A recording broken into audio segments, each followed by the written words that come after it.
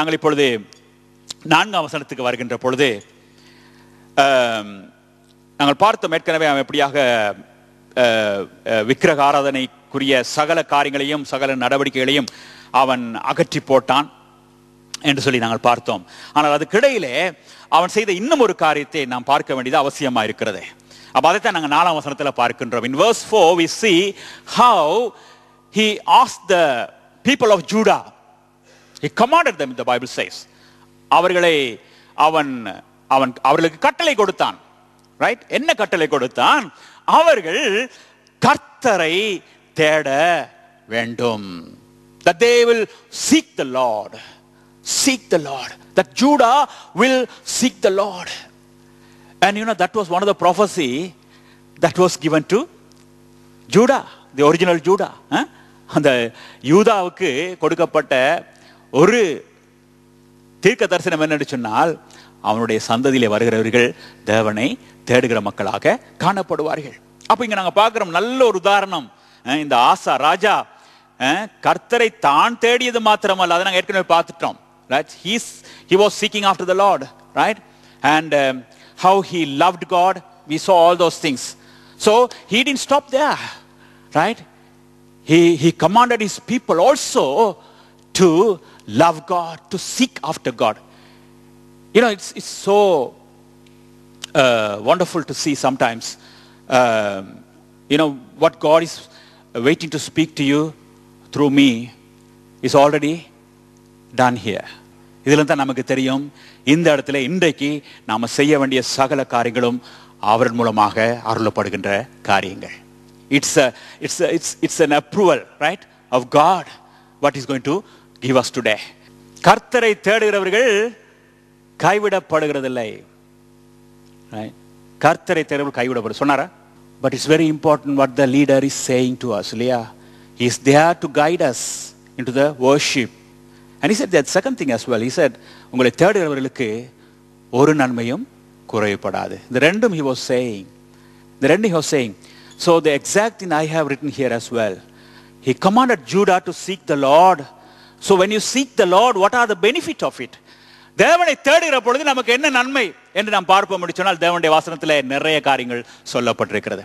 அதில் 2 தான் இப்ப நான் சொன்ன காரியம். உண்மையில் நாங்கள் அவரை தேடுகிற பொழுது நாம் அவரை நாம் கண்டடைவோம். அவர் நமக்கு தென்படுவார் என்று சொல்லப்படுது. He will be found, right, in this same book. 2 நாளாகமம் 15ஆம் அதிகாரத்திலேயே அதை நீங்கள் பார்க்கலாம். 2ஆம் வசனத்தில் சொல்லப்பட்டிருக்கு, நீங்கள் அவரை தேடினால் அவர் உங்களுக்கு வெளிப்படுவார். Right? And when we come to Psalm 40 verse 16, சங்கீதம் 40:16 பார்த்தீங்கன்னு சொன்னால், அவரை தேடுகிறவர்கள் அவருக்குள் மகிழ்ந்திருப்பார்கள். The people who seek after God will be glad and they'll rejoice. So today, who can rejoice in this world? The people who seek the Lord. தேவனை தேடுகிறவர்கள் மகிழ்ந்திருப்பார்கள்.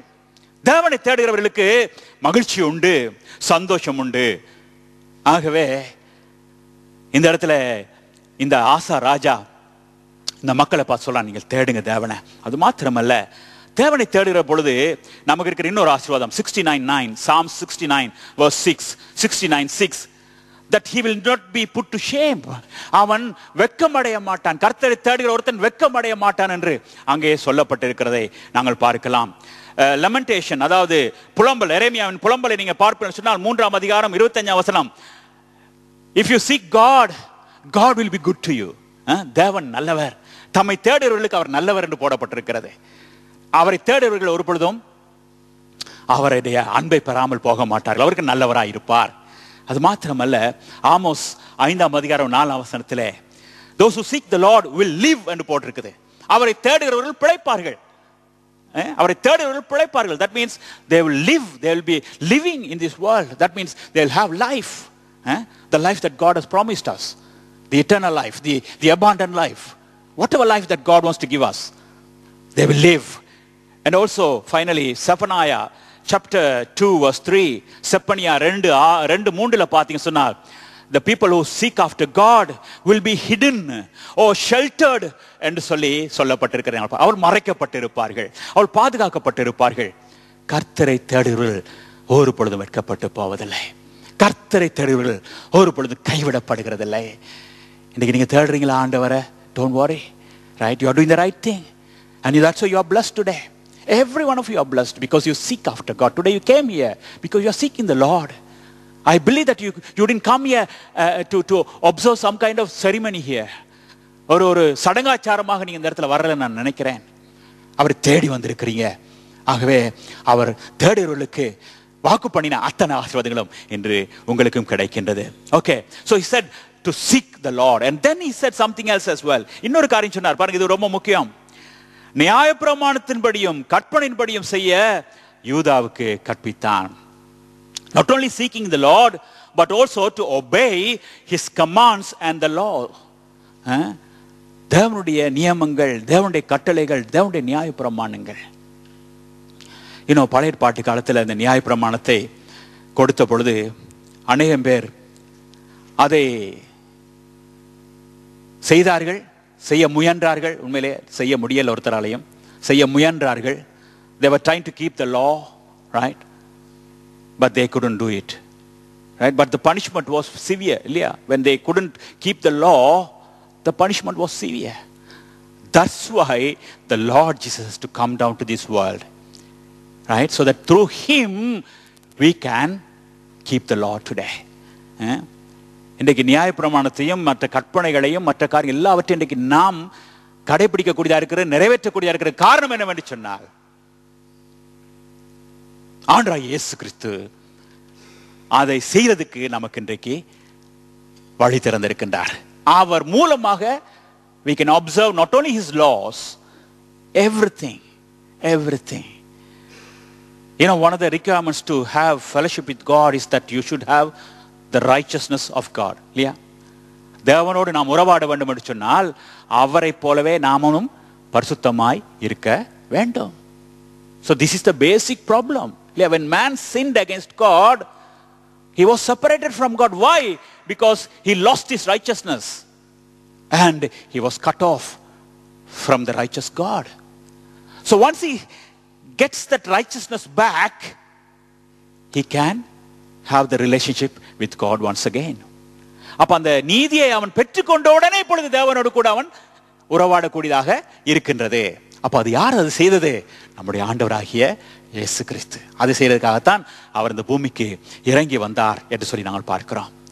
So, you know, we are in a better position than these people who were in the Old Testament, right? Today we know we have the Lord Jesus in our lives, right? Through him we can observe every commandments of God, everything that's placed before us. We can observe them, we can keep them in our lives so that we will receive whatever we have to receive, right?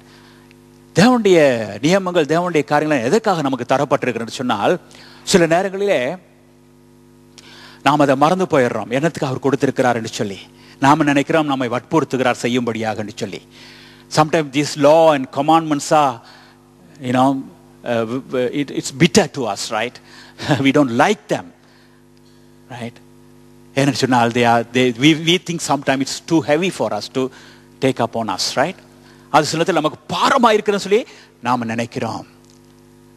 ஆனால் அது என்னத்துக்காக கொடுக்கப்பட்டிருக்கிறது சொன்னால், ஏன் சில நியமங்கள் நமக்கு தேவை? You need some principles in order to achieve something, இல்லையா? சில காரியங்கள் நிறைவேற்றப்படுறதுக்கு சில ஒழுங்குமுறைகள் தேவை. எல்லாத்தையும் எப்படி வேண்டுமானாலும் செய்யலாம்னு நம்ம சொல்ல இயலாது, இல்லையா? சில நியமங்களின் அடிப்படையில் தான் சில காரியங்கள் நிறைவேற்றப்பட முடியும். You must have certain laws and decrees to do certain things. That's the way things are happening in the world today, right?